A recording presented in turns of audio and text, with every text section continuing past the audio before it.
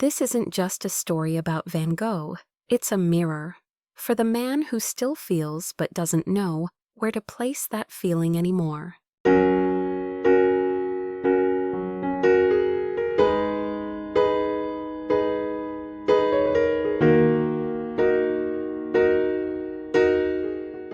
They say he died in a wheat field, alone, broken, misunderstood.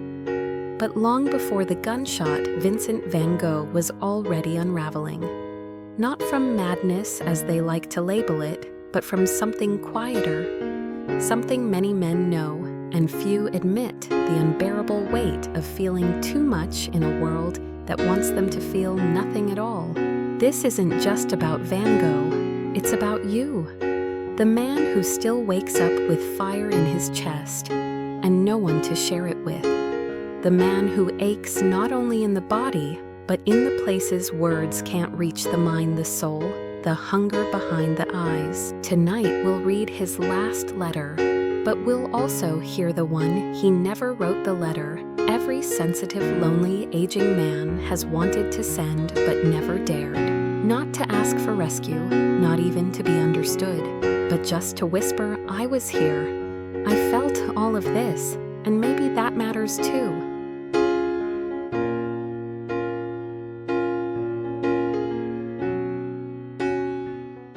I put my heart and soul into my work, and I have lost my mind in the process. Vincent van Gogh.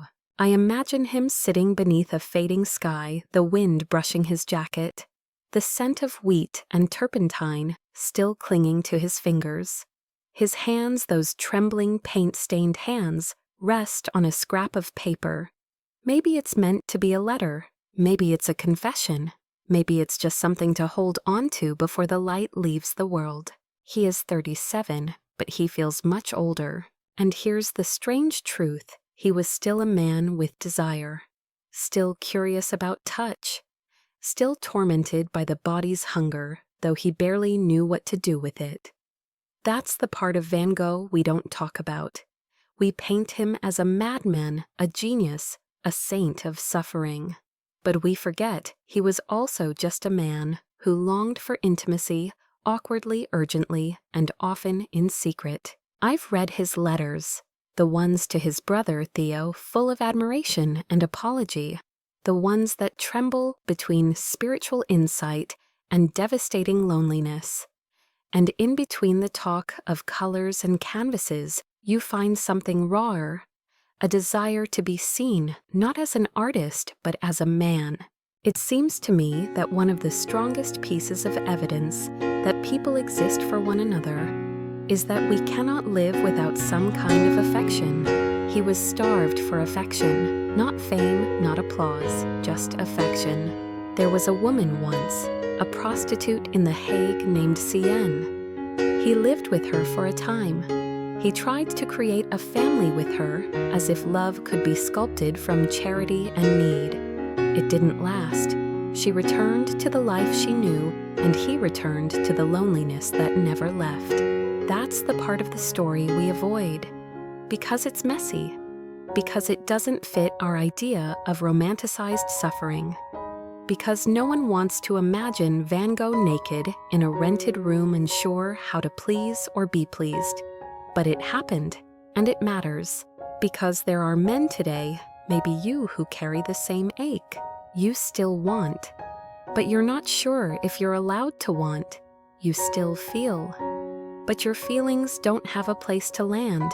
You still remember what it's like to crave a body, not for conquest, but for comfort, for proof that you're still alive. And here's the quiet shame no one names. When you're in your 50s or 60s, people stop seeing you as a man who could desire or be desired. They see a provider, a mentor, a husband, a retiree, but not someone who aches. Not someone who needs to be touched, not with pity, but with heat and kindness and respect. So maybe this is what Van Gogh's final letter was about. Not death, but invisibility. He could scream color into the world, but no one could hear him. And I wonder how many men today are painting their truth in invisible ink.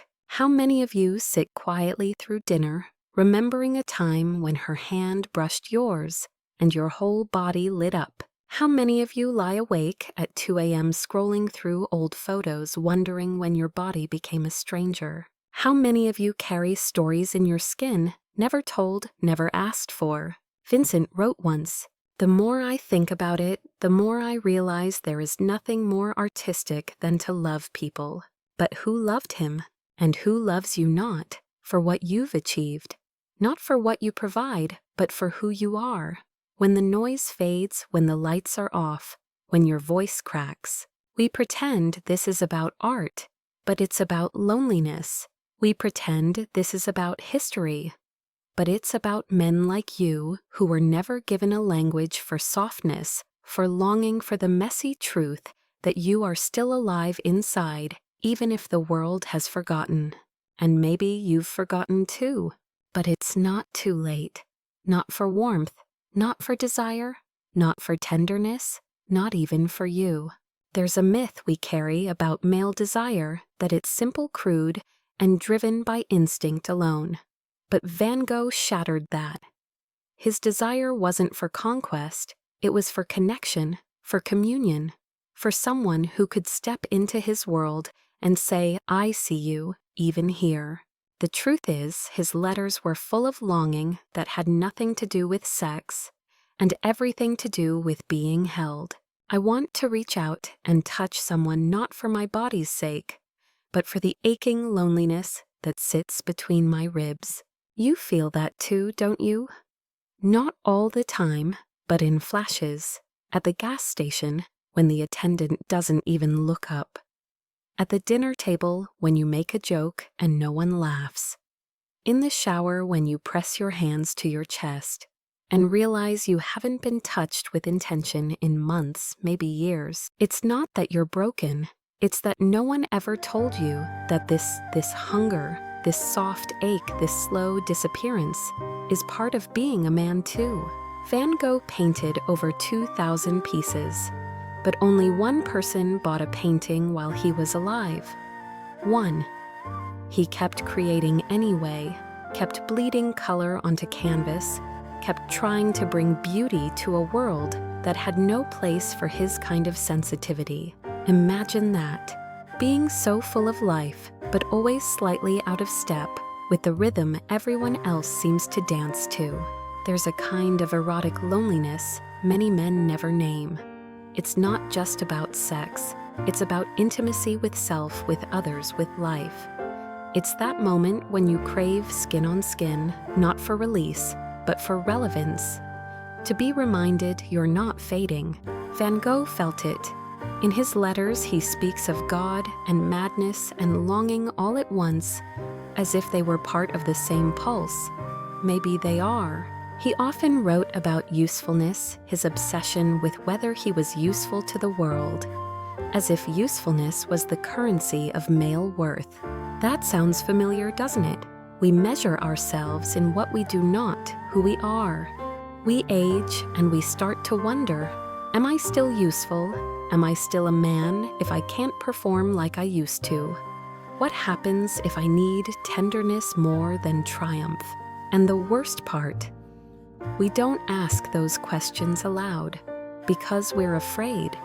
Afraid of seeming weak. Afraid of being dismissed. Afraid of what we might hear in return.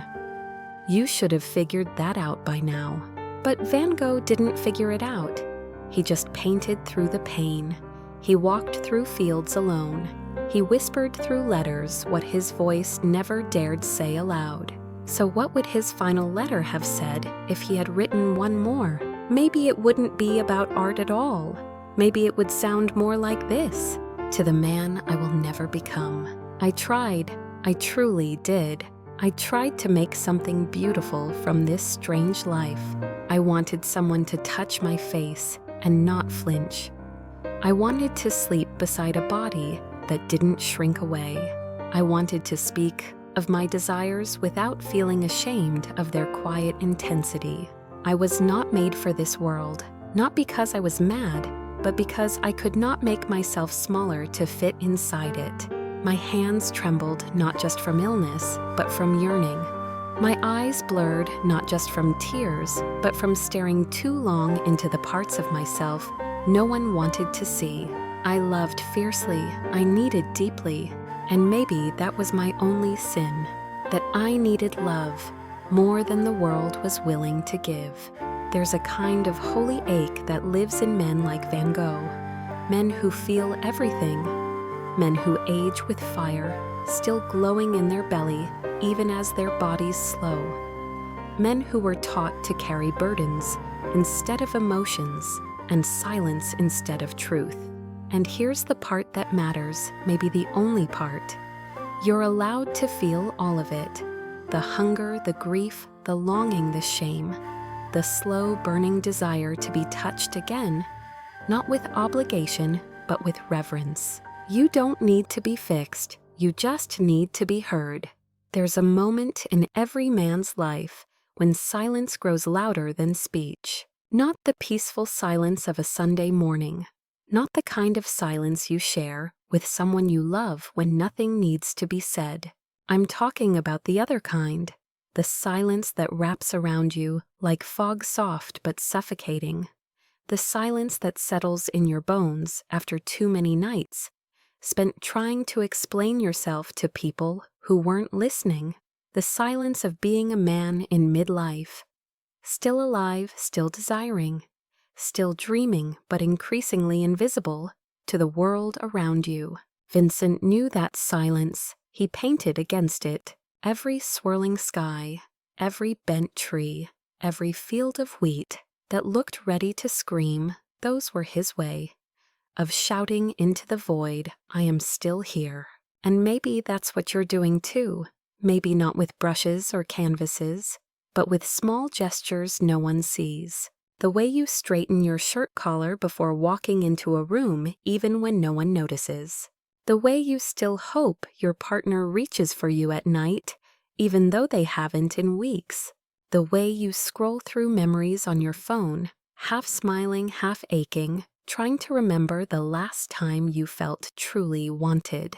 This isn't about ego, it's about existence. We often say that men lose their edge as they age. What a cruel phrase. As if all you're good for is the sharpness of your ambition, the hardness of your body, the hunger in your youth. But what if the goal isn't to stay sharp? What if it's to become deep? What if the softening isn't the end, but the beginning of another kind of strength? I imagine Vincent writing late at night by oil lamp, his hands ink-stained and shaking. And in my mind, this is what he says. To the man who wakes up at 3 a.m., feeling like a stranger in his own life, I see you. You're not crazy for wanting more. You're not greedy for wanting to be desired. You're not weak for missing the days when someone looked at you and saw fire instead of fatigue. You are not done. Your body still belongs to you. Your heart still beats for something. And though the world may no longer ask you what you long for, I am asking you now, what would you still risk for love? What beauty would you still create if someone finally said, I see the man beneath the armor? What if you're not fading? What if you're ripening? Van Gogh's body was buried in a quiet cemetery in Auvers-sur-Oise. No great ceremony, no celebration, just a man who loved color, too much laid beneath a gray sky. And yet, 100 years later, we still speak his name. Not because he was famous while he lived, but because his pain, his beauty, his truth outlasted the silence. You may not be a painter, you may not be a poet, but you are still writing something every day, with every breath, every quiet act of courage. You're writing a story the world doesn't ask for, but desperately needs. Sexual health for a man? Your age is more than erections and hormones. It's about identity, it's about worth, it's about asking, am I still allowed to feel this much, want this much, need this much? And the answer is yes. Not because someone else gives you permission, but because you're still alive, still burning, still you. The world may not always give you a microphone, but that doesn't mean your voice has no place. Sometimes the bravest thing a man can do is speak anyway, like Van Gogh did, not with speeches, but with light, with wild color, with a trembling, sacred refusal to go numb. You don't have to go numb either. You are not too old to be touched. You are not too far gone to be desired. You are not too late to be loved. And even if you never say it aloud, even if you carry it only in your chest, remember this: your soul still matters. Your story still matters. You still matter.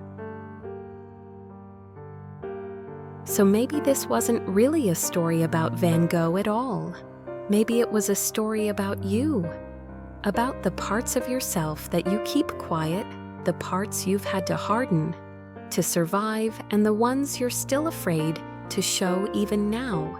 But if a man like Van Gogh lost in poverty and silence could still paint light, if he could still pour out beauty in a world that barely looked up, then maybe there's something left for you too. Not something loud, not something grand, but something real, a moment, a touch, a sentence that says, "I feel it too." You are not alone in this strange middle place. There are others like you still loving, still longing, still waking up every day with quiet hope wrapped in an aging body. And here in this space, you are allowed to speak your truth. You are allowed to feel. You are allowed to want. This is a place for that. If tonight's story touched something in you, even just a little, leave a comment below. You don't have to say much, just enough to remind another man he's not the only one. And if you'd like to hear more stories like this, quiet, honest, full of soul, please subscribe to the channel. Every story shared, every heart that listens, helps another man feel just a little less invisible. Thank you for being here. We'll speak again soon.